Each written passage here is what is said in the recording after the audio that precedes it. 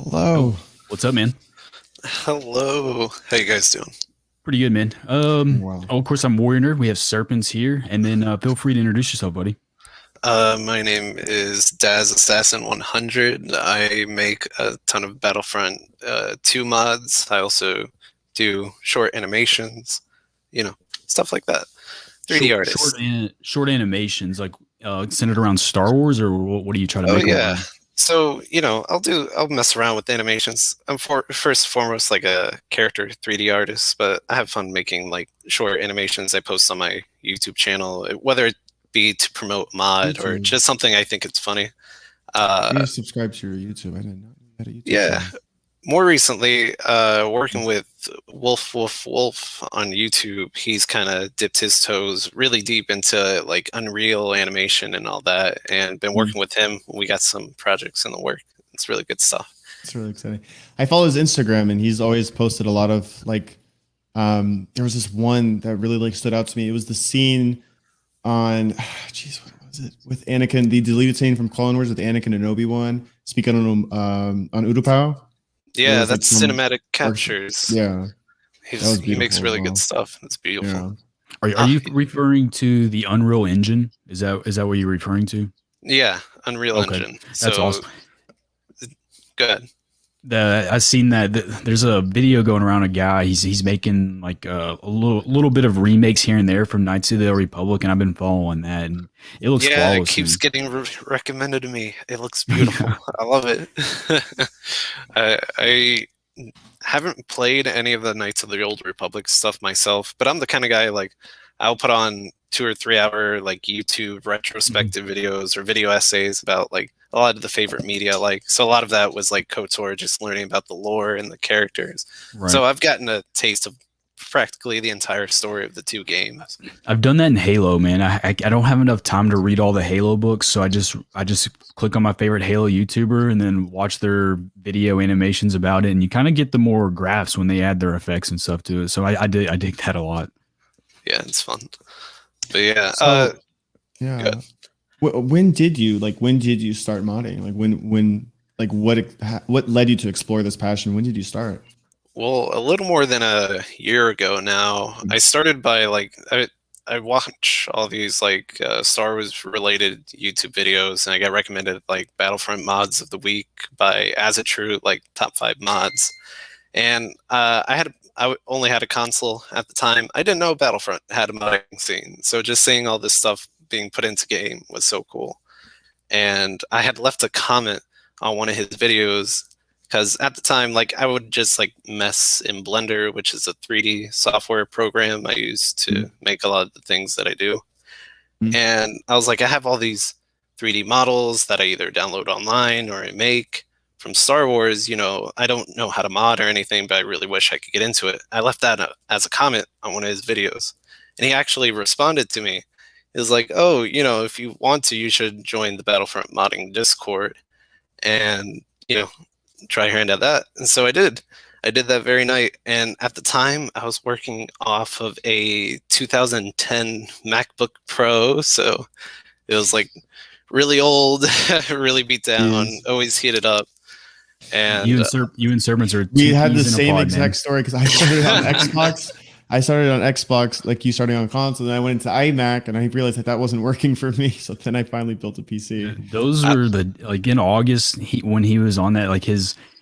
We always make jokes about it on stream and stuff. But man, it had like what it was like a couple sound issues that you had and just like some frame issues. Cutouts. But it's because it's like you always hear like good things about Macs and etc. But like then when you get it, you realize that it's not built for streaming. It's not built for big projects. You can do anything you want to do on a Mac to a PC, just even further. So the Mac was old already when I got it, and it was a hand-me-down. I'm surprised that you were even able to run Battlefront on yours, because I tried, like I actually bought Battlefront in the Mac store, tried running it. It just would not like launch. It was not on the lowest settings. Yeah, I just captured my capture card to it, like because I couldn't for my Xbox, because I couldn't. Oh no, Battlefront on Mac, no, not even a chance. Yeah, you can play like Minesweeper on that, right? But that's about it. I couldn't even run like Among Us or anything like that. Wow, that's brutal. What type of hardware or equipment is needed to have like mod programs up? Is it something like really fancy, or can you have like in the middle type hardware? Listen, even on that 2010 Mac, I was able to make a lot of the really earlier mods that I did. Okay. Like Blender is an open source software, completely free. It's really friendly to hardware on lower ends. As long as you can run the game, you can mod it. It gets a little tougher when you start, doing stuff like rendering. If you want to make stuff like look really good, like rendering, Substance Painter is like what I use for like textures. Like back when I was on my Mac, I never ran Substance Painter.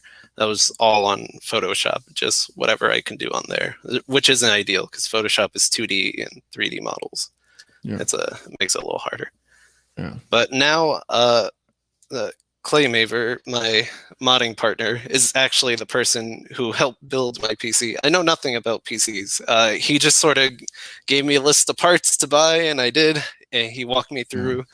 He's in New Zealand, so we jumped on Discord call. He just sort of walked me through trying to put it together.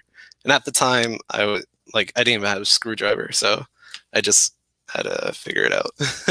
He was really helpful, though.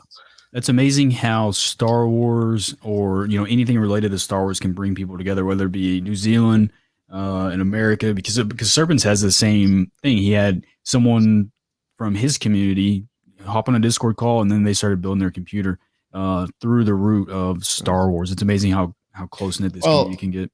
One of our moderators is from Hungary, and like his sleep schedule is like, I mean, his sleep schedule is literally like how it would be like if you're living in the East Coast. He sleeps from 10 a.m. to 6 p.m. and we make fun of it all the time.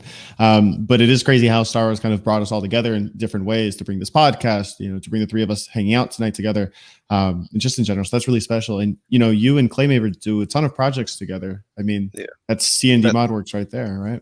That's actually how the whole C&D ModWorks got started. See, I was working on this like 2010 beat up Mac. I had like models and stuff. Like I had knowledge of like how to rig things, which is, applying a 3D model onto a skeleton to make it move in a game. So I had experience with rigging and stuff like that. And so basically what I was doing was just showcasing what I had. Is like, does anybody like, who can actually run the game want to help me get this stuff into the game? And I'll work with you and learn how to mod the game as we go along. And Clay was one of those people who actually reached out to me wanting to learn how to rig, and he was really good at texturing. And so we kind of put both of our talents together and started doing mods together. And once I, got my PC, I started learning, his part of it as well, how to get things into the game myself, and also like advancing like my 3D modeling work, texture work. He was really the one who like pushed me to get better with all of that, because in the beginning I was really just using whatever I could find out there on the internet, whatever I can download, Well, what was the hardest? I guess the growing pain? What was the hardest thing that you had to learn going over into the modding field? Is there anything where you're just like, I don't know if I can do this, but I got to keep working at it if I want to be able to get this goal to happen?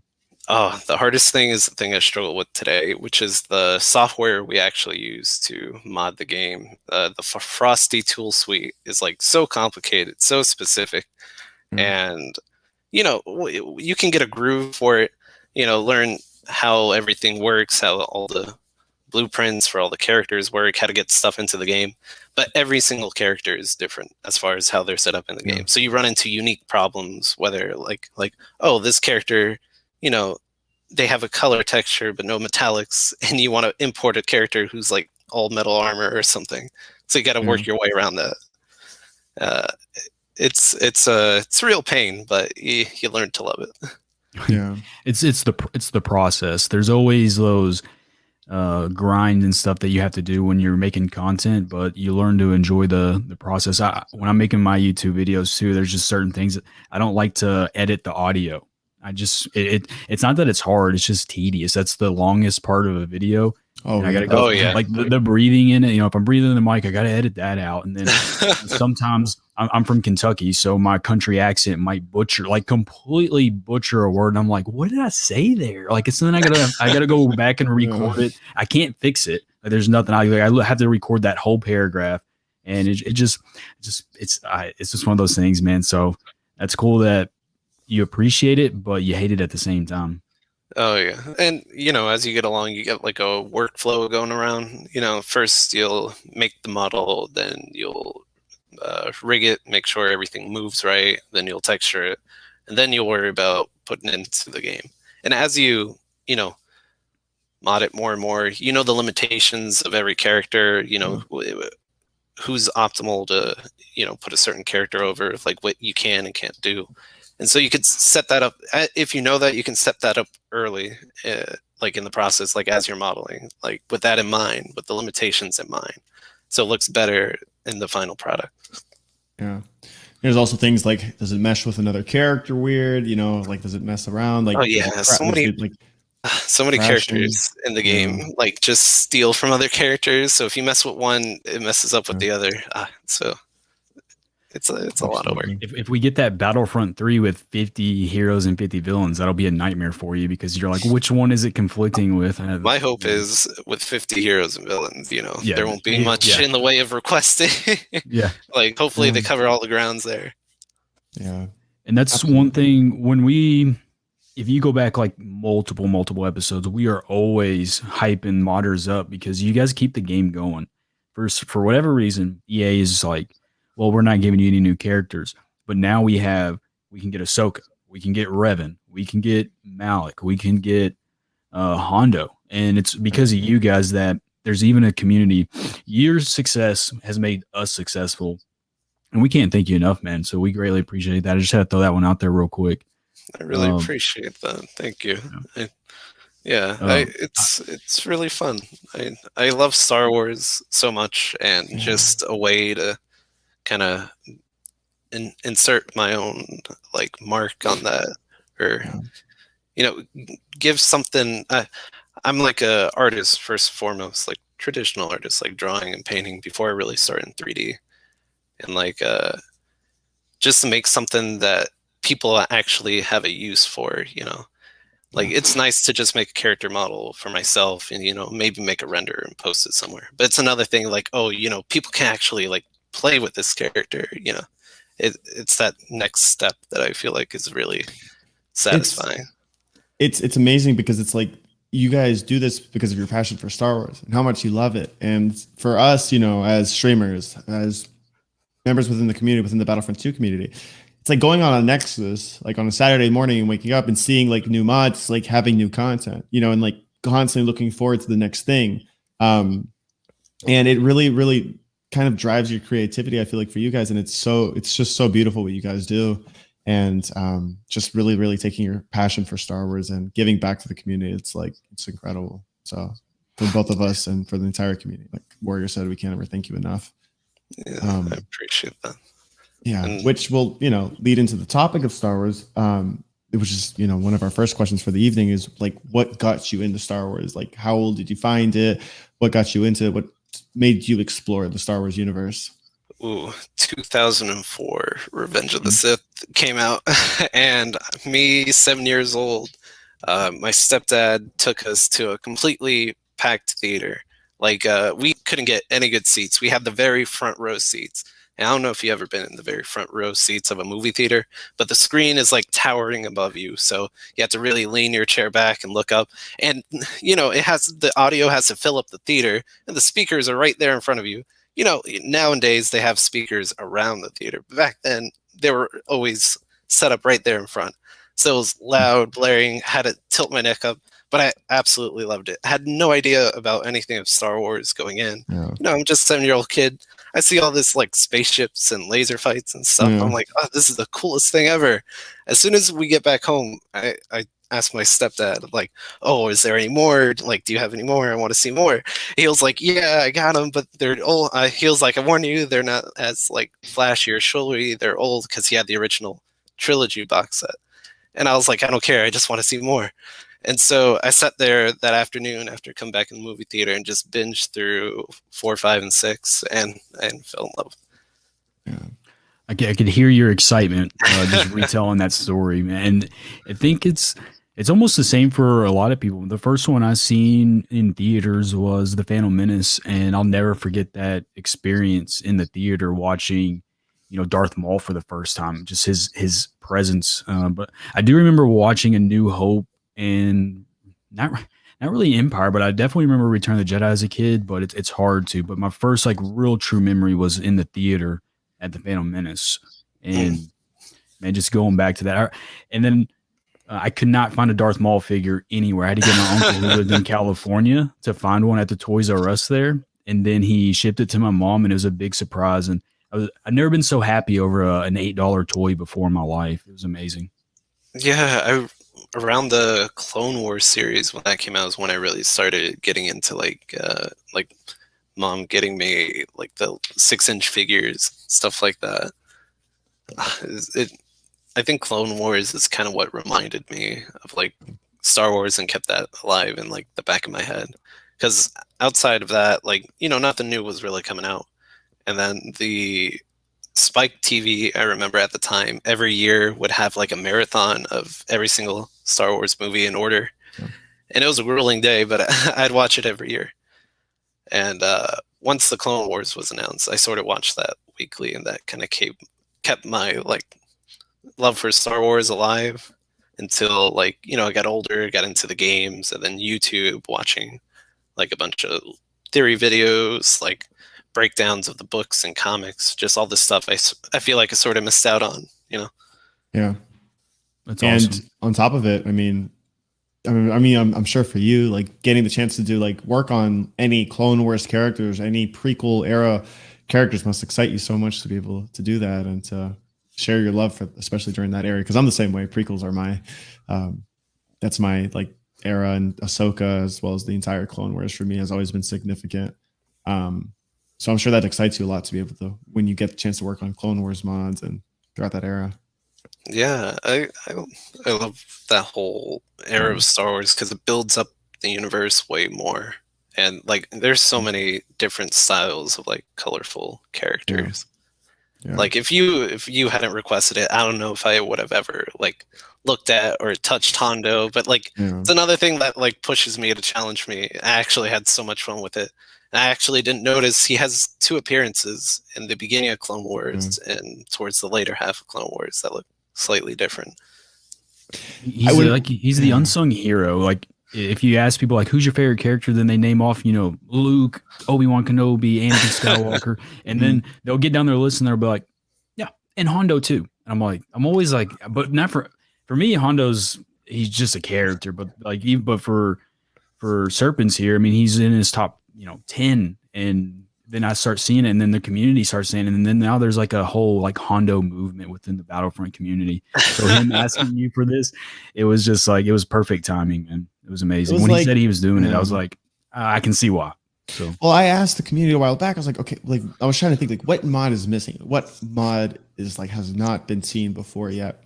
Because like if you look at it, there's like most mods have been covered for the most part. Like most characters have been covered in Star Wars. There's still a lot that's left to be explored, but Hondo was always something for me. I was like, imagine like a Hondo man. We were talking about it for months, actually, like months. But it was really like, okay, like what, like why not? Like let's just make something special. And like I actually didn't expect you to have the Kowakian monkey lizard on his shoulder. I had the idea, and I thought, I was like, it's probably too difficult. And then when you sent me the picture, I was like, oh my gosh, this is epic. And then when you first asked that, I was like, I don't know, because when you ask for Han is really hard to import over because his whole textures are weird, and a lot of his skins pull from his other skins. So I'm like, I decided to import over his younger skins, which all had more traditional texture setups, and they all had meshes unique to them.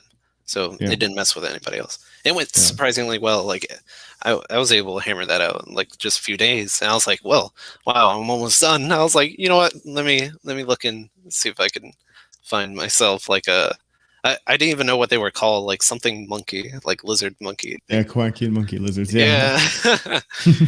And actually, I had a really fun time texturing it because, like, I don't really work on creature characters or anything like that. So it was another thing that, like, just pushes me to like learn.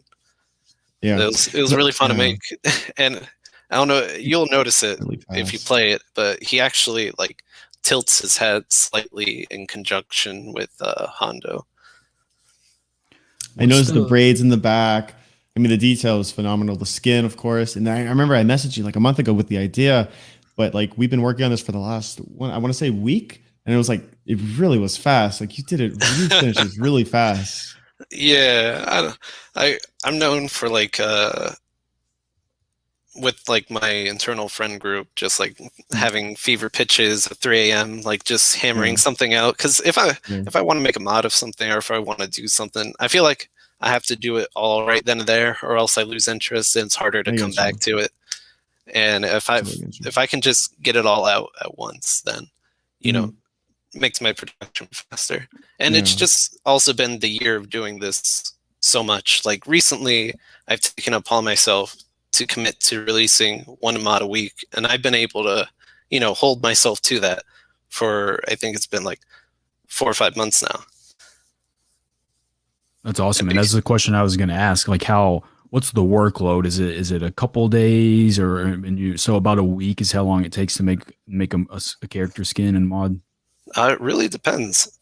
For skins of characters that are already in the game, it's a lot easier because you don't have to you don't have to do text edits or portraits or anything like that, because they're already in the game, you know?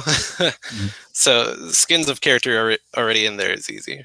It depends really on how much do I want to do. If it's a all armored, you know, character like a Mandalorian or something like that, relatively easy. You know, it'll take a week to like a day for modeling, a day for rigging and texturing, and then a day itself to get it imported.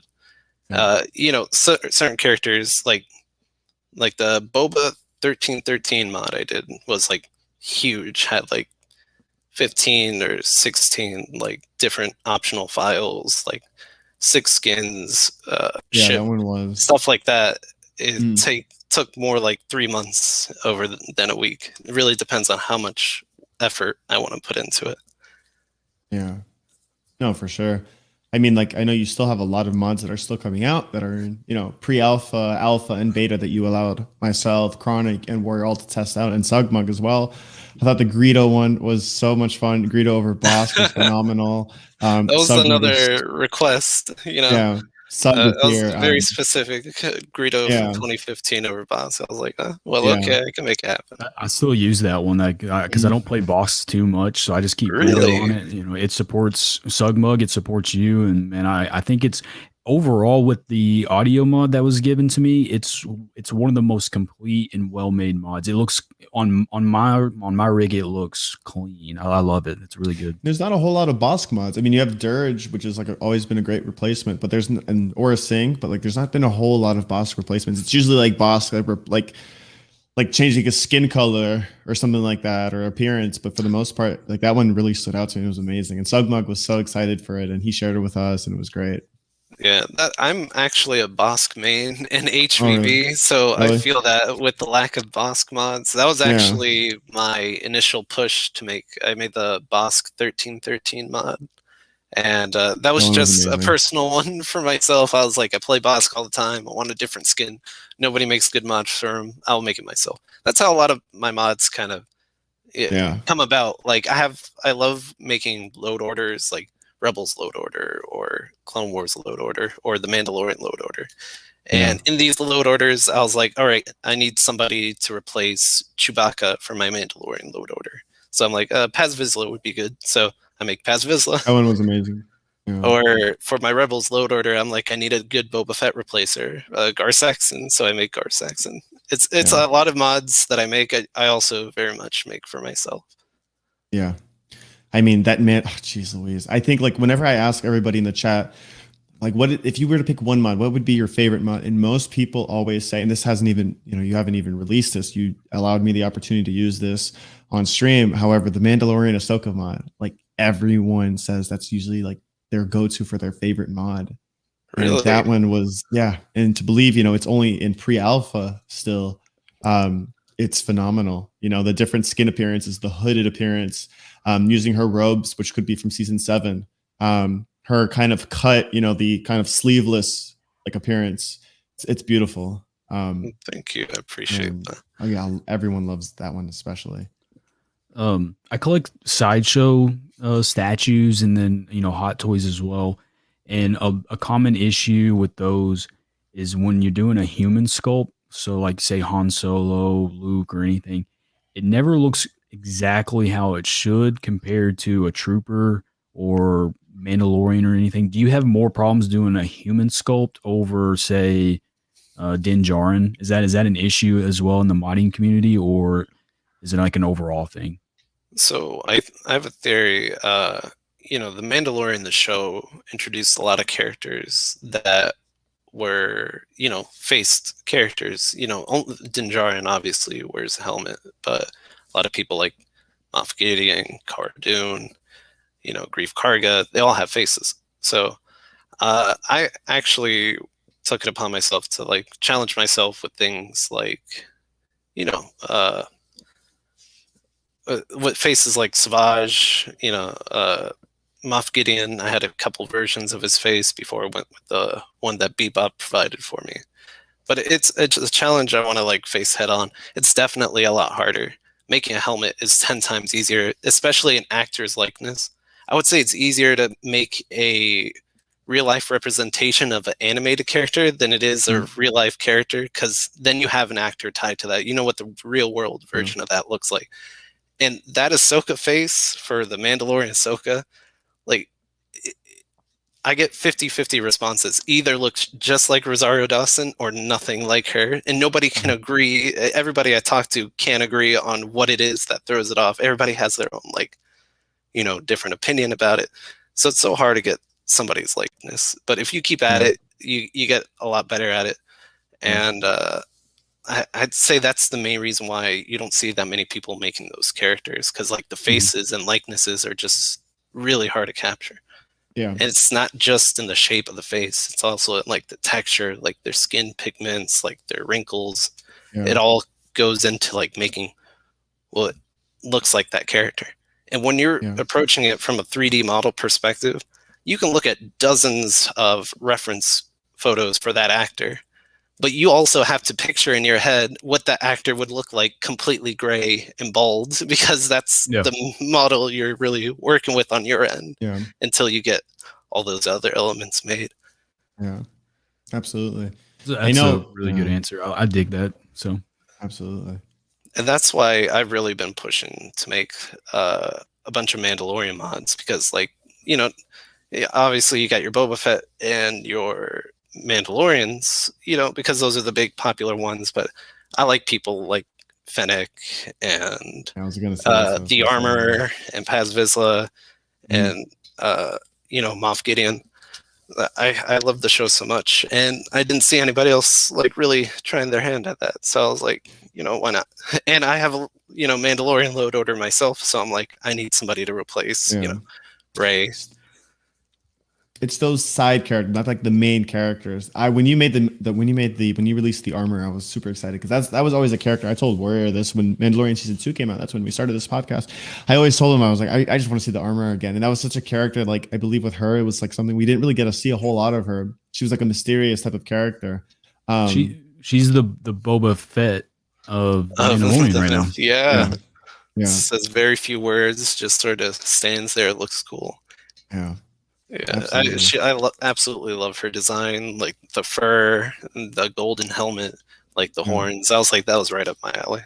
I loved it so much. Replacing Anakin, it was Anakin. Replacing Anakin was perfect. I mean, you had her, your duel. She had her pickaxe in one hand, and her sword, which was fantastic. Yeah, that was one of the first mods I ever got, man. Because I just switched to my PC, and I think it came out. So my first week was Cermes Revan, HK-47, and the Armor. Those were my first 3 mods, so it was fun. So Clay and I worked on the HK-4751, and we have a friend now, Zangar, who does amazing like audio mods, and he was able to just completely recently overhaul those HK audio lines. He added like amazing 200 some odd lines in that update.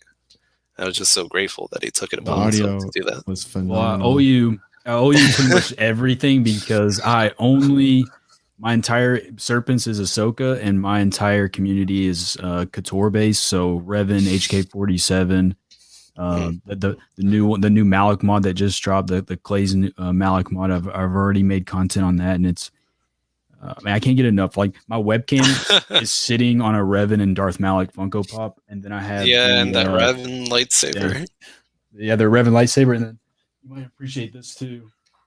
They got the HK47 Hasbro Build a Figure, so I can't get enough of it, dude. So the fact that you did that, like, you made me keep playing Battlefront for another 6 months. So thank you so much, man. Thank You you. were saying, yeah, Warrior was even saying like if you could have like an Amazon like Alexa, like as a speaker, like in the room, just using HK's voice, like Oh, that'd be great. saying like say, hey, HK is like commentary, like coming up like interaction, like It's 67 degrees outside, meat bag. Like that's the type of voice line I want. So yeah. While we're on the topic of your favorite, well, Star Wars characters, what is your personal favorite Star Wars character? That's a tough one. I'd say my favorite is hard to pin down. I love all the Mandalorians, just like the aesthetic and their design is probably like my favorite.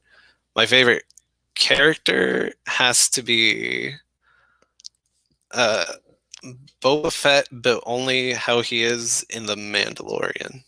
And that's Really? because I have a like really dumb but fun like conspiracy theory I hold on to. It's that Boba Fett is actually old man Jango Fett. And I just find the whole idea so silly and so fun in my mind. I kind of project that onto the character. okay, That it's just can you this old. Oh yeah, the theory. is this yeah? Can you explain this theory so then we can enjoy it too, and then we'll walk through it with you.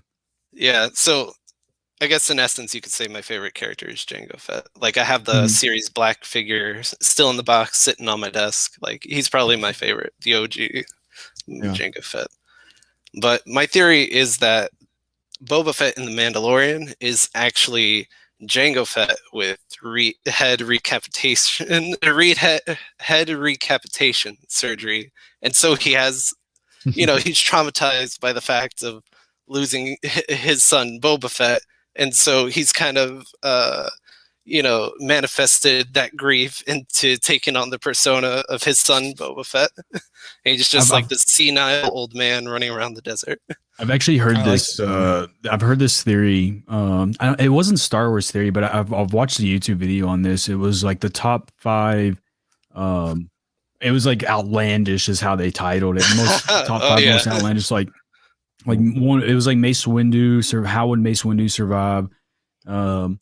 Where's Luke's hand? And then the Django one. And then there's like the two other ones I can't remember, but the most radical, but the detail behind it though, it made sense when I was watching the video. It really did make sense. The route I was going, I thought you were going to go with. I think he used that it wasn't Jango Fett at Geonosis. It was another clone, and Jango is off doing his own thing. Like the Jango that walks around Camino is an imposter, so to speak. Yeah. So he's just gone and it just does what he wants. And, he has his own life over there. So when Django gets killed, he's like, why would they kill me? And then he starts going after him. And then, so like Mace Windu would fight Django fully healthy, ready to rock, the real Django, not the clone version. And just goes after it. So I thought that's the route you were going, but I like that one too. So that one's good. Yeah, I figure it's the Star Wars universe. They're in the future. They got all these prosthetics, like lightsabers cauterize a wound. You still got blood in that head as it's rolling around on the floor. Count Dooku can just pick it up, grab his body, and sew it back on, or something like that. Some sort of robotics. Hey, Malik can miss the entire lower part of his jaw. Why not? Yeah, and still be able to walk around for a little bit to get cybernetics. I mean, well, look, Vader. How many people can just crawl around lava and live? So there you go. Yeah, I actually have an old debunk mod. The day after that first episode release, I made I titled it "Old Man Django." It's in like my modding graveyard. I call it because I'm never gonna finish it. But it's Boba Fett in that. Before Sirmi's Boba Fett came out, it was him in the Tusken Raider outfit, and it goes over Finn. I thought that was fun. I love the graveyard one you added with the Force Ghost Chewie. I thought that one was hilarious. It's literally just like, and he had like different appearances as well. He even had like the satchel over the Force Ghost. But and that going was back to what yours, yeah, that was just testing textures on Force Ghost. Like how before that I was like, how could we make a Force Ghost character? So I started messing with Chewie, and I was like, oh, his hair has transparency, so how could we make that all across his body? And it worked. I've seen the Force Ghost Yoda. I know there's a Force Ghost Anakin one. I think the Anakin one is outdated, but I did see a few of those. Yeah, we Clay helped the guy get the Force Ghost Yoda going for the original trilogy Yoda mod. Yeah, that one was hilarious. I had that one for a day or two. That one was awesome. As a Boba Fett Jango fan, what's your expectations for Book of Boba? Oh man, I don't know. They can do anything with him. I'll just be enthralled and watching it. I really hope.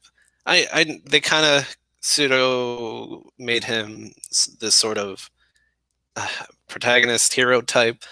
I kind of hope they lean into the whole like mafia boss sort of aspect of it. Taking over the likes of the underground of Tatooine. Yeah, Fennec Shan. She's not part of the Empire anymore. She's wanted as well and stuff like that. So I feel like the sort of the Star Wars underworld we never saw, but like set on Tatooine. So it's more like you could bring it in as a Western or something like that. Another game that's really big in modding was Empire at War, and in that they have the Zon Consortium. I think that's pronounced right.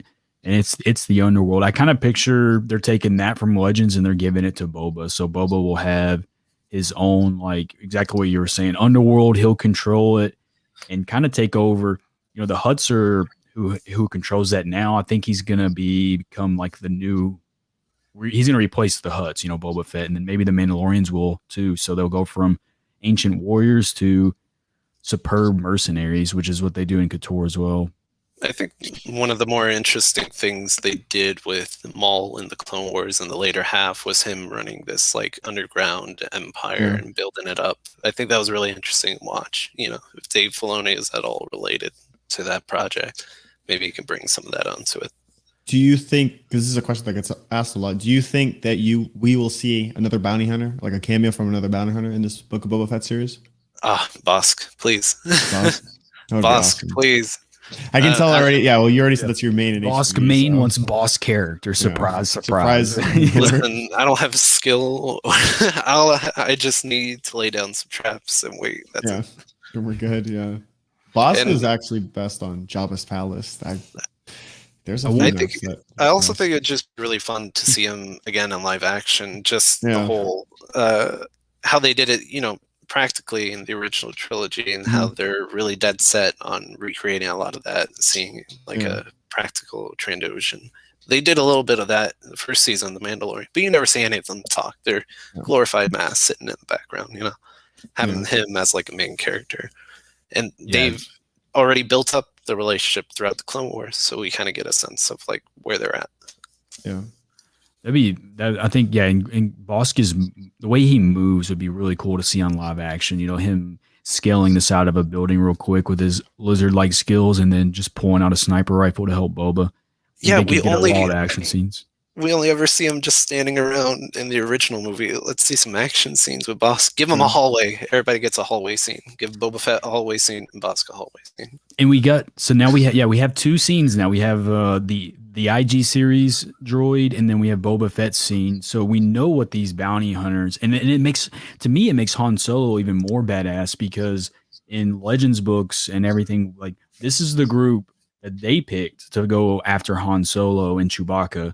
And now we know how awesome Boba is. We've seen how intense an IG droid can be. Now if we get Bosk and if we get Dengar, you're telling me this group couldn't catch Han Solo for a little bit, and it took Boba Fett to finally like get Vader.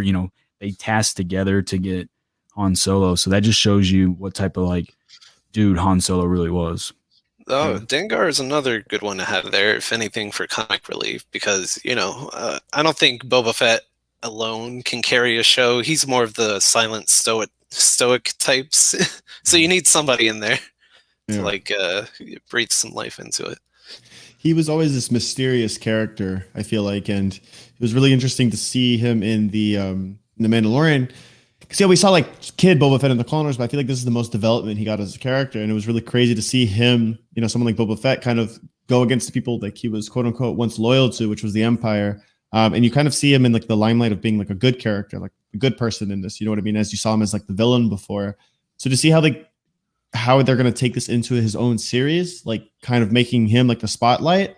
I think you're right on that. Like there will have to be more people involved in this, that he won't like, I don't see him speaking for an entire hour straight in an episode. You know what I mean?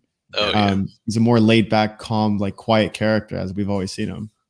But then we say that though, and then look what they did with Din. So like a man of a couple of sentences, but then they also had to bring in 4 or 5 support characters. So maybe that's what we're going to get. These 4 or 5 support characters will be brand new bounty hunters. You had Finnick, and then the old group, and then maybe one more bounty hunter, and then that's going to be the squad. So yeah, absolutely. I really want to see the return of the armorer. Like, I'm surprised we didn't see her at all in season 2, and I feel like she was such an integral character. And I don't know if you watched the interview with the actress. I think it was Star Wars Theory that hosted her. But it was a recent interview, and she talked about how they had originally planned for a character to die, but they changed that last minute. So they obviously have some sort of plans. There's going to be See, I knew she wasn't dead. That's why I always said, like, I knew she was still alive the entire time. And I thought, there's a scene, I think it was episode 7. It was when the, underground, like where they saw in the tunnels, where they had like where Cara Dune, she popped up for the first time in season 2. They had that scene. I thought that was going to be the scene where the armorer popped up. Yeah, and just nothing there. It's just her cleaning up shop. I'm like, well, obviously all this Mandalorian stuff is gone now. Where's the armor? I thought for sure, man. I'm glad I'm not a gambling man, because I was like, every episode, I was like, this is the one the armor is coming back. There wasn't a doubt in my mind. It's the same thing. I know. So they're saving her for something. I like to think that she could become a villain or because I think it's they're going to pit Bo versus Din, and then who does she side, or does she just say, you know what, maybe I could be Mandalore? So now it's the Armorer, Din, and Bo. You have 3 factions. You have the old school Mandalorians, you have the Night Owls, and then you have Din's new type of Mandalorian. So then you have 3 factions. That'd be cool. If you just pit those 3 in a room, I'd say the Armorer is probably in the best position to be Mandalore, because Bo-Katan, she's already failed on like multiple occasions, and Din Djarin, he just doesn't want it. And as far as we've learned from the first season of The Mandalorian, she seems to be sort of the position of power, like the leader among that faction. So I feel like that'd be a good dynamic for the 3 of them. She is the placeholder. She's all that's left of the old knowledge, because when she's talking about the Mandalorian Wars in the first one, like Din's like, who? What are you talking about? He doesn't even. She's the historian, so she can use that. The person who knows history won't repeat it, so she can use that to her advantage. So I definitely agree. And as big as a Din fan as I am. Oh my gosh, here we go again. I know, I could kind of jump ship again. Yeah, I know we go through this every week, because I'm the Bo fan, he's the Din fan, and we go back and forth with this every single week. If you told me like I had to bet or I had to say like, hey, you have to pick one, Din or the Armorer, it's a 50-50 right now, man. Just because I've seen Din's story so far for 3 seasons doesn't make the Armorer a bad character or a bad person.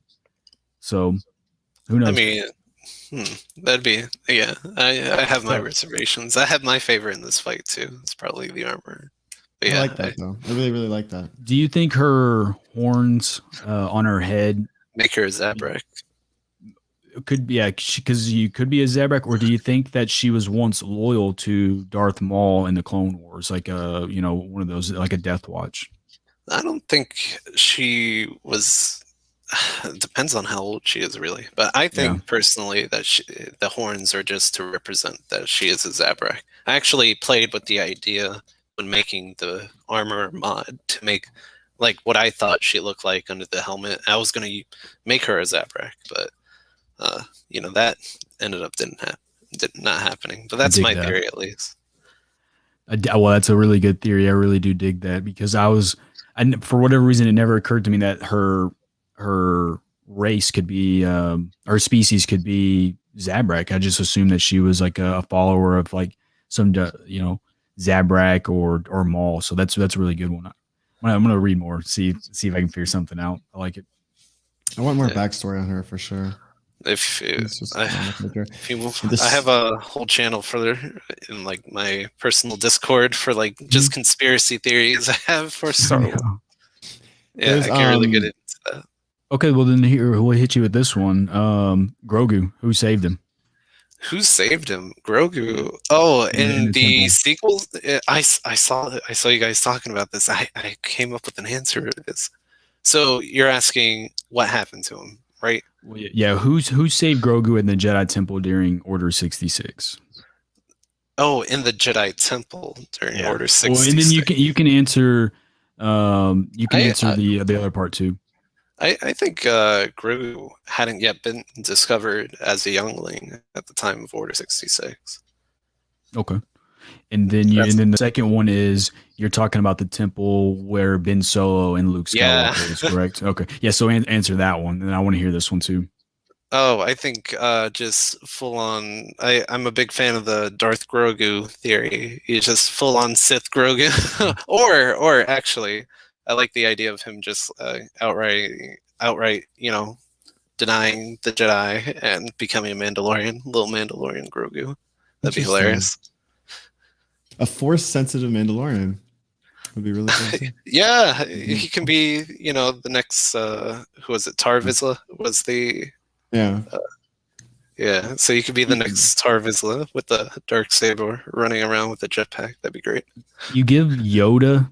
I'm picturing Yoda because Grogu I would assume Grogu would eventually move around like Yoda in his speed. So picture Yoda at the front of the temple when he's fighting the clones after Order 66, but with Beskar armor on. Yeah, and he's just gonna walk around like a tank. If you give him like a little jetpack, he doesn't even need to jump around. He's just flying around with his lights, just throwing lightsabers at people and catching them. Just that's scary to think of. And then you give him a Darth role, like he sees a dark one. Oh, I really a new villain. Yeah, I really do think in the sequel trilogies, there's just a bounty hunter Grogu out there somewhere. That's awesome. I like that a lot. And there was, we did see like a little hint at it when he was like in the cell. And he used his Force abilities to bring the stormtroopers together. That was really, so they kind of hinted at it a little. So there is a chance for that.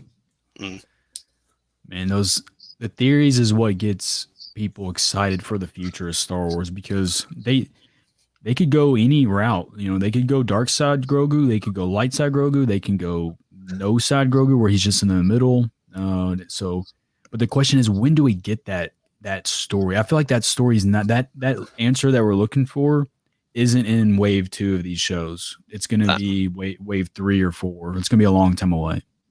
I wouldn't be surprised if we never see it, honestly. Keep the mysterious parts mysterious. Whatever we come up with in our heads is going to be 10 times better than whatever they actually decide to put on screen. At this point, with Grogu going off with Luke, I feel like, we grew with him as a character, but he was more of a plot device, and he's served that purpose now. And Mandalorian, the main character has a new form of motivation, like conflict, that he has to deal with being the holder of the Darksaber and all that. So Grogu's chapter is closed. A lot of these characters that even in the original, not the original trilogy, the prequel trilogies that we follow pretty closely, we have no idea where they ended up. And, no piece of Star Wars media is really going to come out and tell us what happened. It's just left for us to sort of theory craft. And I like that. They did that at the end of Rebels. That was the intention. Originally, the script, spoiler warning, with Maul, when he died in Obi-Wan's arms, there was originally supposed to be way more lines to it and a lot more context. But a lot of fans don't know from that ending scene, like, oh, does Maul turn? Did he turn to the light at the last second? Did he not? And they purposely left it like that so fans can have the opportunity to leave that in the back of their heads for years. You know what I mean? Yeah. not knowing if Maul turned to the light at the end, like when he referred to he the chosen one, like, you know, a lot of people, it's definitely like you definitely referred to Luke, I believe, in my opinion, but you know, you can kind of toss the words around. Did he mean Anakin? I thought Anakin was the chosen one. What does that mean? You know what I mean? So that's the cool thing about Star Wars. It allows us fans to kind of like those little things that we leave on edge. It's for us to. It's tough for me. Like on one hand, that so like say we get no more Grogu content, that is a very cool concept. Then now you have to just speculate yourself. But I speak from my own experience as a Revan diehard fan. Every week I get back on the internet and I just scour the very ends of the internet. Is there a Revan? Is there anything Revan that I have missed? And every single week I become disappointed again. I'm like, wait, I know all the Revan lore there is to know. And there's no new stuff coming, right? Unless we get a new Revan in canon. But as far as Legends goes, I know everything. So if you were to say we don't get any more Grogu, I would be left scouring the internet and books to finding a secret that no one else did that's just not there. I don't know if I could take it. I can't. Let me ask you something, actually. As a Revan fan, like, what made Revan interesting to me, at least, that Revan was you. You know, he was you. You were the player character. Revan was whoever you wanted him to be. But then with SWTOR, they kind of added him in DLC and gave him a personality, and like, did that still like resonate with you? Yeah, that is an amazing question. So Revan is you, and luckily for me, I picked my main playthrough for KOTOR was light side, and I fairly stuck to canon. The only thing is the canon image that he had. I had a different character. I had a blonde guy, and I switched. He looked just like Sir, and so when I found out that there was like they're going for a canon route, I did switch it to that type, the long black hair and stuff. And I played it so much that became my new Revan. It really did.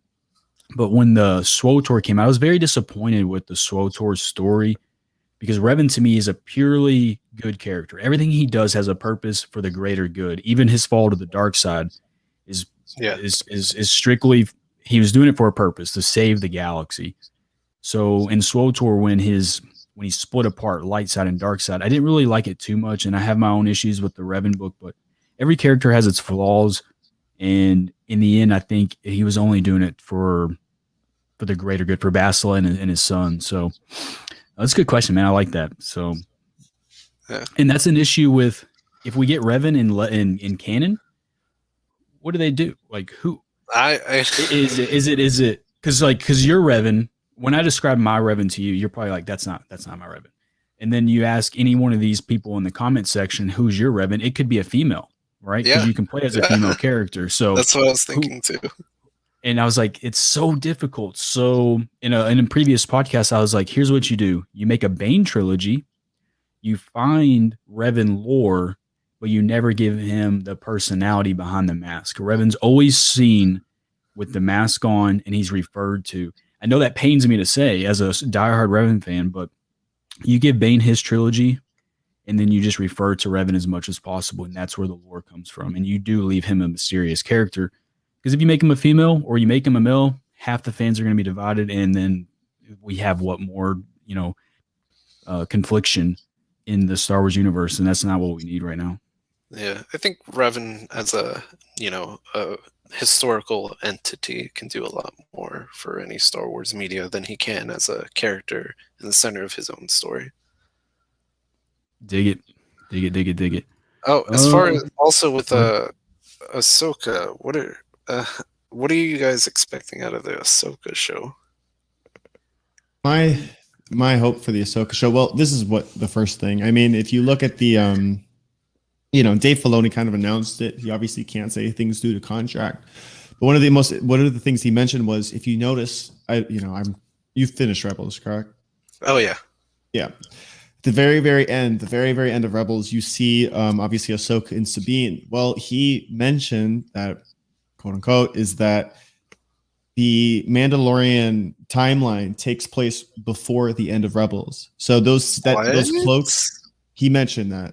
But he can't obviously say specifics due to contract, but he was basically saying it could be a possibility, which would make sense, because if you think about it, if you think about it like this, her cloaks in The Mandalorian could have been her season 7 appearance. You know what I mean? With the dark robes, the gray robes, instead of her white robes, which I thought would be really interesting. And that would be tie in perfect. They released I don't know, like, again, I kind of like, I'm careful with rumors, but they did release like what the Ahsoka show, like the description, what it would be about. And that's obviously the search for Ezra Bridger. That's why that's why she wants to find Thrawn.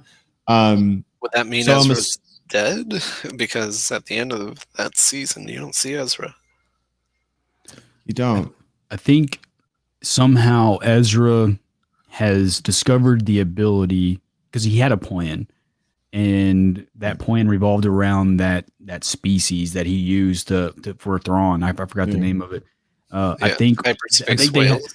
The hyperspace wells was allowed him to live wherever they went to, the unknown regions out there. And I think that the series is, she knows Thrawn's alive. She's heard rumors, or there's some rumor that Thrawn is alive, and now she believes that Ezra's alive. So her entire mission is her last promise to Ezra when they're in the world between worlds. He goes, when you get out of here, come and find me. And she's pretty much, it's Ahsoka. She gives her his word, I will find you. So she gets out. So her last mission, Anakin's gone, everything's completed of her past, and now she has this new mission, which is to locate Ezra. And the only way she can do that is to find Thrawn.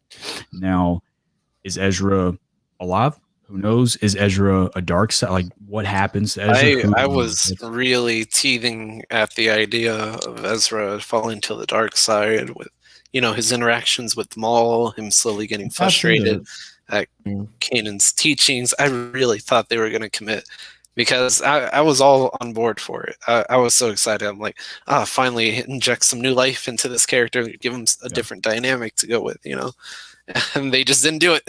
The same with Rey in the sequel trilogies. I was like, I wouldn't be mad at the end of The Last Jedi when she was sitting there with Kylo. I wouldn't have been mad if she took his hand. No, I was in that boat. I wanted it to be a full revolve, just revolve. You have Kylo go back to Ben, Rey go to Darth, and then Ben solo, goes, and then he's I kept calling it from Last Jedi to Rise of Skywalker. If anyone asked, I said, it's going to be Ben Solo, the Redeemer, which he, in a way, yes, but I thought it was going to be much more epic. Palpatine corrupts Rey and Ben fight to the battle of heroes in the end, and Ben comes out on top, maybe with a missing hand or something, just to make it fan favorite or whatever. But I thought that too. I'm a big fan of those type of journeys. Seeing Ezra as a dark side character, and then, because we talk about it on this podcast a lot, is where does Ahsoka's story end? With a character like that needs an ending. Could it be against a dark side Ezra? Or I don't know. Is there does she have another journey? In Twilight of the Apprentice, like, that seemed at the time like a fitting ending, as far as we were concerned. Like, she died. I was pretty satisfied with that. I'm surprised they brought her back. I think there was a lot of feedback, not so positive feedback from fans. Really? At that time, it's what I wasn't watching Rebels at the time it came out. I watched it 2 years back. That's when I started watching Rebels for the first time. But yeah, Ahsoka show potential live action, Sabine and Rex. That'd be great. And they showed with Bo-Katan they can really translate the Clone Wars art style into live action, and it looks great. My opinion is that I believe Sabine and Ahsoka have a common goal. They both have a common destination. Sabine wants to find Ezra for her own personal reasons. Ahsoka wants to find Ezra / Thrawn for her personal reasons, which they team up together. And I feel like that's how this is incorporated. There is a chance, though, that Ezra could be an apprentice to Thrawn during his. I don't know. We don't know how long they're together. You never know. He tapped into his dark side at the end of season 2 after Twilight of the Apprentice. So Thrawn. I've read the Timothy's on originals. I've read the new ones. The one that just came out this week, I've not read all. It just came out Tuesday. I'm gonna get the audiobook for it. But Thrawn has the ability to consume knowledge. Just because he doesn't really have force, he could Yeah. still learn all he knows about the Force through artwork, through artifacts, anything left over from Palpatine. So that's not a far fetched goal, because once he realizes that Ezra discovered that Sith holocron, he could be like, "Well, I got some more for you. If you want to check them out in the back." You know, so maybe that's another way. You know, you heard it here on Inside the Holocron first. Us three. So, Serpent, I want to get your thoughts on this. What are your feelings towards the Mandalorian Ahsoka's Leku? I believe that like everything in Rebels, like the thing is with fans, it's like I feel like if you're like complaining about like the length of it, that means I've gotten several requests to make variations of her length to be more like canon accurate. But if you look at it like this, if you look in Rebels, right? Like, I mean, does Yoda look like Yoda? Does Anakin look like Anakin look like Anakin? Anakin does not look like Anakin. You know, Leia, when Leia appeared, not, you know, here and there. Palpatine, not really. So what I'm trying to say is like, you know, like maybe, you know, I mean, I understand why they made her Leku shorter in The Mandalorian because of stunts and etc. That's what they explained. For me personally, I think it's just an adjusting thing. If fans see her more when they see her in her own series, you know, because like when I saw Ahsoka for the first time on screen, right, I was like more like shocked. I wasn't even like, I was excited, yes, but I wasn't like, I was there.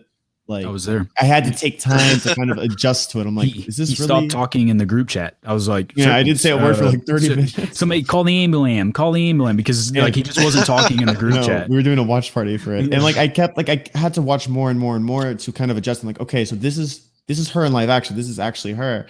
So for me, it's like if you're complaining, I mean, like again, like I understand where fans could be like, oh, you know, like it's too short, and I totally agree, like, you know, but if you're like criticizing the length, then that means they're doing a pretty damn good job of the acting, because you know what I mean, because like the appearance is the only thing that you can, you know, get on about. Other than that, I think like her eyes, her how she kind of like her emotions, you know, when she's walking away from the Razor Crest and she kind of looks up and she makes that look at Grogu with that kind of look, that was Ahsoka for me. That's when I know, like, yeah, that's Ahsoka, and like no one's telling me otherwise, you know.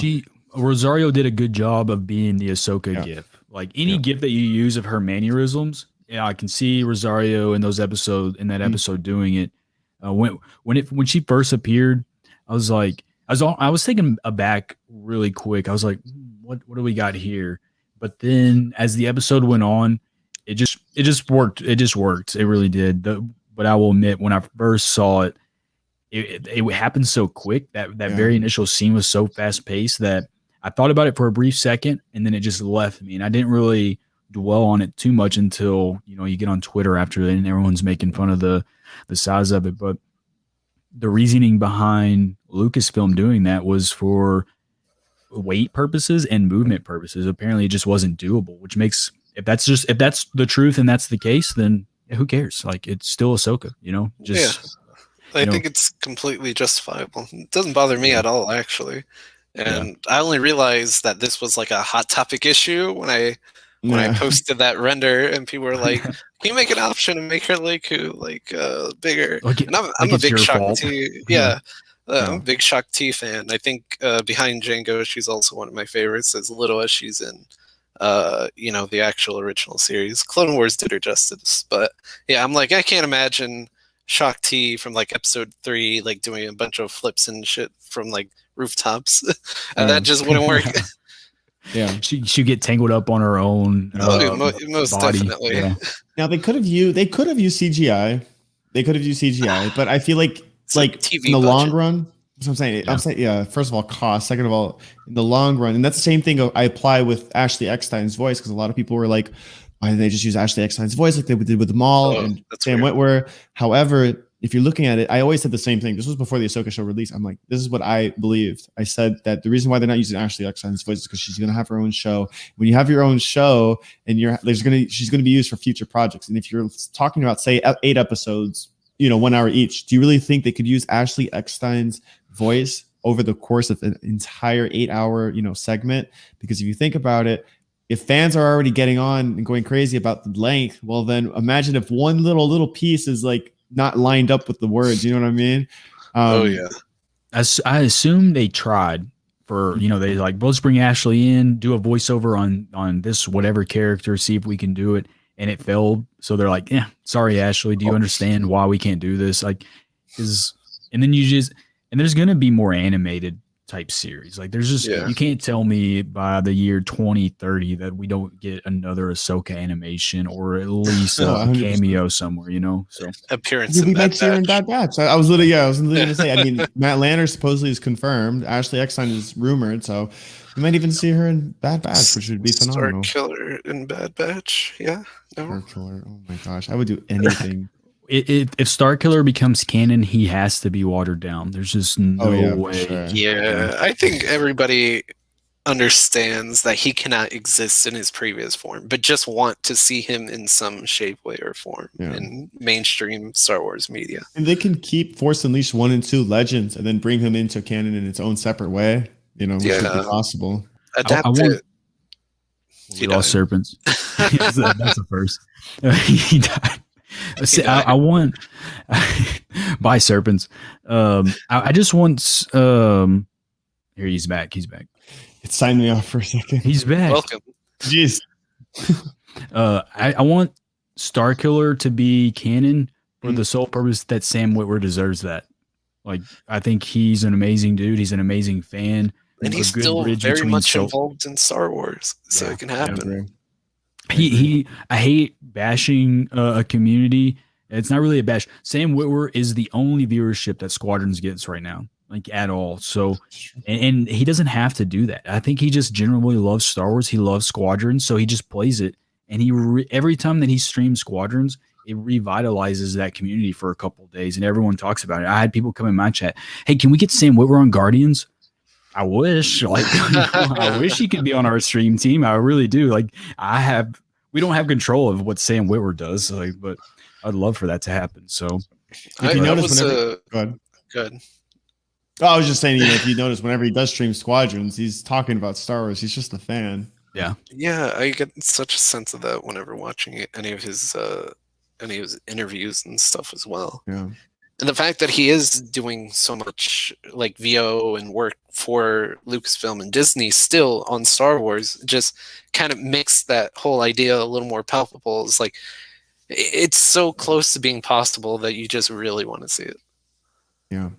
I was a big fan of the whole Inquisitor like idea for him. Obviously that ship has sailed because Rebels is done with, but who's to say he can't, die off as an Inquisitor in Bad Batch, because prior to Rebels, there's been a handful of Inquisitors that's already died off. Did you put Fallen Order? Yeah, recently, very recently. Awesome. Do you think Vader could be so? He goes on, like, say the Palpatine needs him somewhere else, and he's like, man, that Cal Kestis though, he's got to go. Could he send Starkiller after Cal Kestis? That I would love to see a Star Killer Inquisitor in the follow-up to Jedi Fallen Order. I just got into Jedi Fallen Order. I had made the Cal Kestis mod, but just because I knew people wanted to play as Cal Kestis, I never actually played the game until about a month or two ago, and it was a lot shorter than I thought, but I had so much fun with it. And one of the first things I did was have my friend Clay, who's working on a new version, an updated version of the Starkiller mod. I was like, hey, can you import Starkiller as over one of the Inquisitors so I can fight him in a boss battle? And just little stuff like that would be so much fun to do. Or just having his outfit over Cal in the game was fun as well. I was like, I was going to ask you, because they have mods for you can get Ahsoka, you can get Mando with a Darksaber, Arkin, Revan, all replacing Cal Kestis throughout your entire storyline in Jedi Fallen Order. There is Jedi Fallen Order mods. They're phenomenal. Oh yeah, I used quite a few of them on my first playthrough. I committed to not using any mods that changed him as a character entirely, but mods that gave him different outfits for the different planets. Yeah, because the outfits in the game were fine, just didn't do much, but I wanted really different outfits for Sheik. He had Jedi robes for. Yeah. It was so funny on, what was it, Dathomir. I gave him, the mod was called Jungle Cal Kestis. It was just him shirtless in this jungle skirt and attire. I thought it was hilarious. I played through the entirety of that section in that outfit and I loved it. That's awesome. Yeah, and I was just in the boat that if he fights Vader, I mean, we know the ending, so I would have Vader go do his own thing, and then just throw in Star Killer, and then you just you know have fun with it at that point. So I think that'd be cool. I think we get Fallen Order 2 news in a couple of days. I really do. I think we do. Yeah, Chance for I'm a trailer. planning some fun things for May the 4th, some special surprises. So keep a lookout on Nexus. I like the sound of that, man. I like event mods. I think of the modding I make for Battlefront 2. I look at it as if it is a live service game, and I'm developing for a live service game. And nobody asks that of me, but I like to think that because it helps influence the type of content I make for it. Like around Christmas, there were no Christmas mods coming out, so I try to push all my friends because they're modders too. I was like, hey, come on, let's make some Christmas mods. Let's make some Christmas mods. And so I started with Christmas Mall, and then I got some of my other friends to make other Christmas themed characters based on the Lego Christmas versions of those characters. Yeah. It was really fun. April Fools, I did the Force Dyad mod, which Oh, I I had used really that one. fun. Yeah. That one was funny. Yeah. It was initially supposed to be the other way around. Rey was actually supposed to be on Kylo's back, and you were going to play as Kylo. But Kylo is probably the hardest hero to import over. I didn't feel like messing with him, so I was like, I'll do it the other way around. I actually meshed the pre-alpha Ahsoka with that one. So I had Ahsoka with Kylo on her back. Oh my god. Funny. The textures must have been horrible on it. It was funny though. Yeah, she was bald. It was just the Fulcrum logo, and you have Kylo on her back. It was hilarious. Oh, that's hilarious. I love that. Yeah. What do you expect? Like, what we get to May 5th, what makes you a happy man? What that gets announced on May 4th? May 4th, what would make me happy? Definitely. So these KOTOR rumors, I can't bring myself to actually play the games. I've seen how the combat works. I'm like, I'm not a big fan of like turntable yawn, turn-based combat. I played a little bit of Divinity Original Sin 2. That's turn-based. I had fun with that. But I think combined with the age of the game and the fact that I've already basically seen the entire story kind of dissuades me from it. Just another opportunity to revisit that world in any sort of way. Like some Old Republic content, whatever form that takes. Just tap into that well, because there's just so much there that the MMOs are taking advantage of. But again, it's not really my cup of tea as far as like gameplay goes. Right, same here. I think me and you, we think exactly the same. The turntable is a yawn. I play KOTOR. If I do the replays, it's always strictly for the story. But KOTOR would be a Knights of the Republic remake would be amazing, and I think that's what we need. All roads are leading to this Revan type era. That and KOTOR will start that. They can't start it with a show. They need to start it with the video game remastered. Get people in that game to play it. Then those theater rooms will be packed. Like, it would be insane. Yeah, I think there's a way to retool that system as well. I forget what game. The Final Fantasy remake took a turn-based combat system and made it more of a action like focused slasher, and still keeping within some of that RPG elements, but it made that game more revisitable. Like, not many people are going to boot up a PS1 or an emulator and replay Final Fantasy, even though the game is great, but just giving people, a way to revisit that. Like, it shows like even a turn-based combat system can be tweaked and altered to be more engaging. I'd love to see something like that for a KOTOR remake. It doesn't even have to be a remake, a sequel, or just anything within the Knights of the Old Republic universe. I feel like still needs to be explored. You could do. I thought about this one too. You could do Revan right out of the Jedi Temple going into the Mandalorian Wars, and then play. You go through each battle, and you kind of live the Clone Wars, but Mandalorian. You just go right through it, and then the ending would be, you versus Mandalore the Ultimate. That'd be the final boss. That'd be fun. What I'm surprised about is that nothing in the way of like Mandalorian game related things. The Mandalorian show hit so hard, popped off so hard. We're in season 2, confirmed for season 3. Yeah. Still nothing in the way of like games or anything for it. I'm so surprised. I don't know the answer to that too, because we used to get a game and a book with each movie. So Revenge of the Sith came out, we got a book and a movie, and then we just kept getting that. And now we don't get any video game content. We don't get any DLC. SWTOR only has Bad Batch stuff in it just because they can make money off of it right now. You know, you buy the Bad Batch skins in SWTOR right now for like $9.99 or something. That's just putting money in their pocket. I don't see why anything got, you know, Battlefront. I don't know why it's gotten the shaft. I would love a Bad Batch DLC. If the Bad Batch DLC was $20 as a content creator, I'd be forced to buy it. You got a $20 bill for me. I would have to. Yeah. Oh yeah. I'm trying to pull it up. There is a rumor though. I don't know. There's a developer. It's been going around lately that he has like collectibles in his back, like behind him. He's I don't know. He's a developer, something along those lines. And there's like collectibles in his back, and every time there was a collectible, it would tease at like a future game, like a future Star Wars game. And he had like a Mandalorian Funko Pop or something like that. And everyone's like, "Oh my gosh, is there a Mandalorian game coming out?" You know what I mean? It's probably just a coincidence, but just the idea of it would be pretty amazing. Like they did it with the Clone Wars, they did it for the Revenge of the Sith game. Star Wars Bounty Hunter 2. Star Wars Bounty Hunter was probably like hands down my favorite Star Wars game. Oh yeah, it's amazing. Like I love the Force Unleashed games, but I put Bounty Hunter on top of it. Mine was Shadows of the Empire. If you take KOTOR away, my favorite game after that, Shadows of the Empire. I love me some Dash Rendar in the story. You know, when you fight IG and Boba Fett and that, it's a fun game. But they look, in my kid's brain, I'm like, yeah, those graphics are amazing. But I rewatched the YouTube video on it, and my niece can draw better pictures than that. It's insane.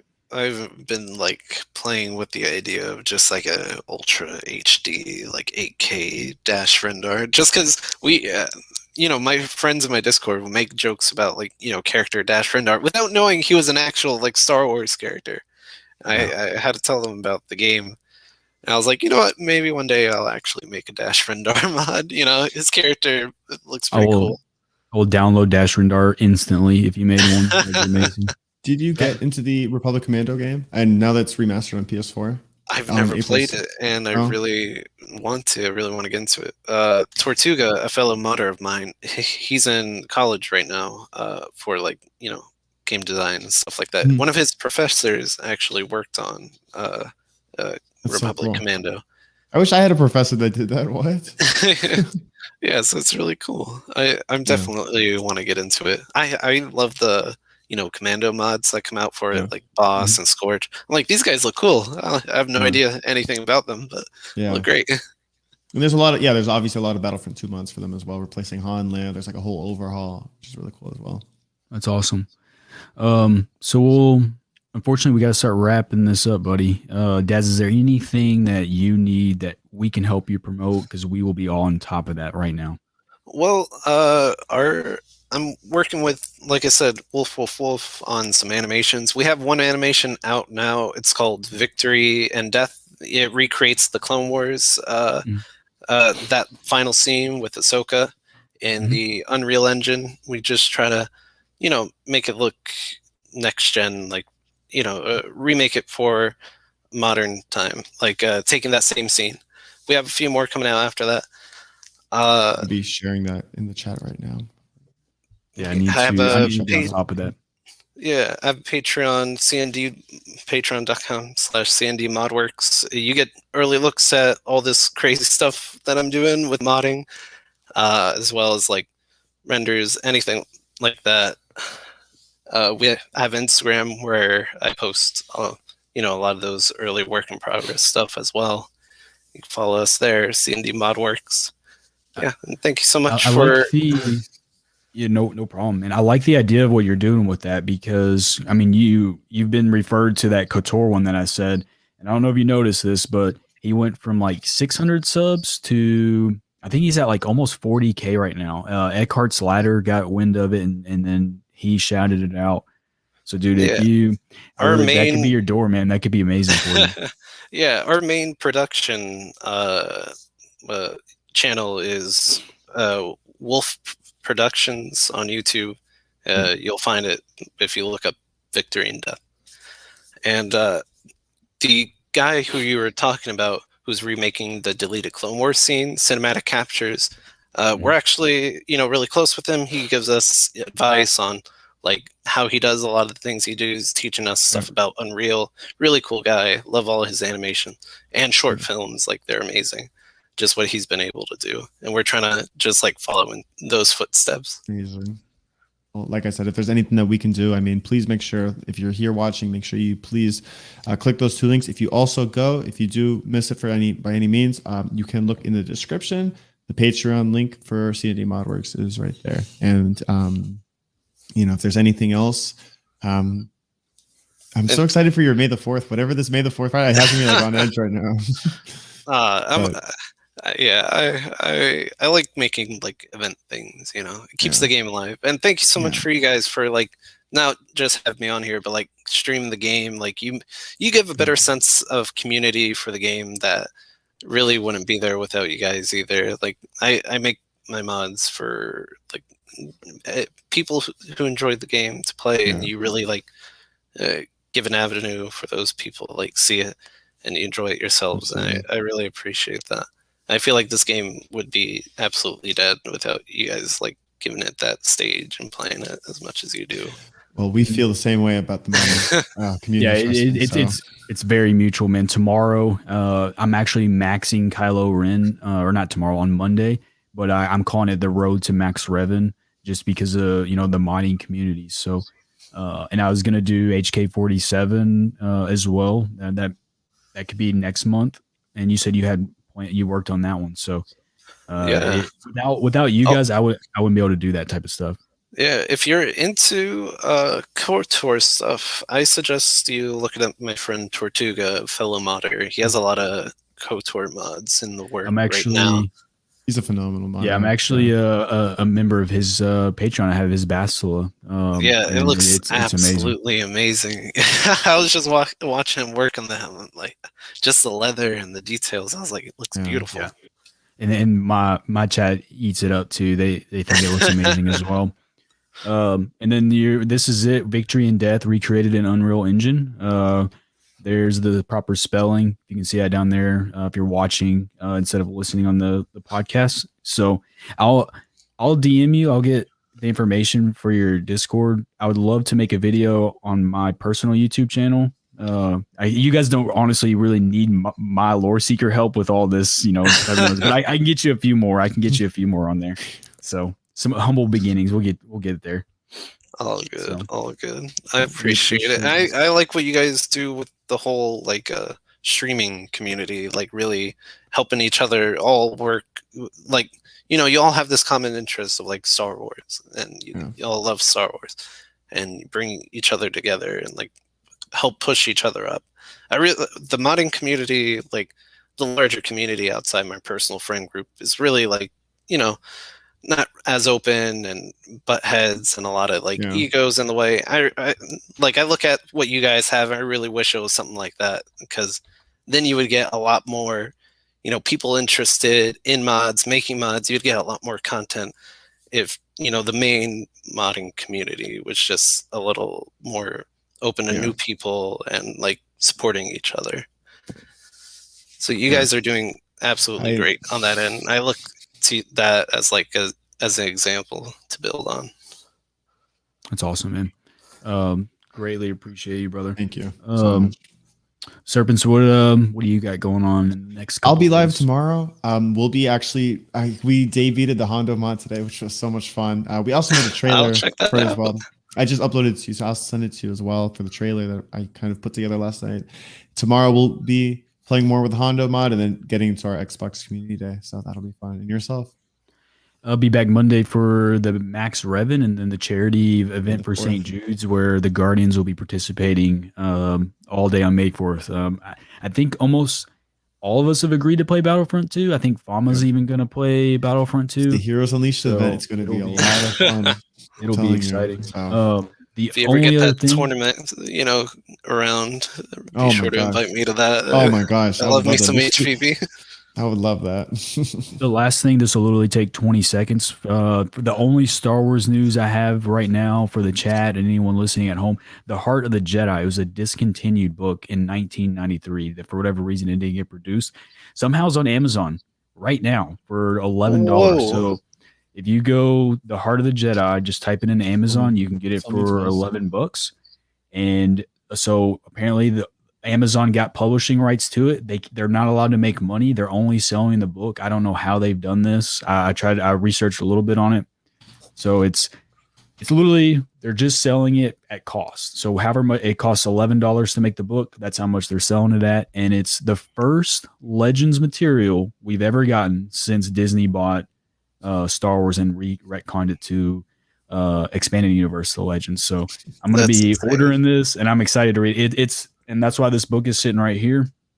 It's the sequel. If you've ever read The Truce of Bakura, it's the sequel to this book. And I didn't know I could get so excited again for something like this. So, Free delivery arrives Tuesday, May the 4th. Okay. Yeah, Well, get it. That's great. That's good marketing right there. Yeah. So I'm excited for it. I don't know how this happened, but here we are. So other than that, guys, may the force be with you, and we will see you guys on Tuesday. Special May the 4th broadcast of Inside the Holocron on Tuesday. We'll announce the time on our streams and Discord. Everybody will know when it is. So we'll see you again Tuesday. Daz, appreciate you, bro, and keep up the hard work. Love you, man. Thank you.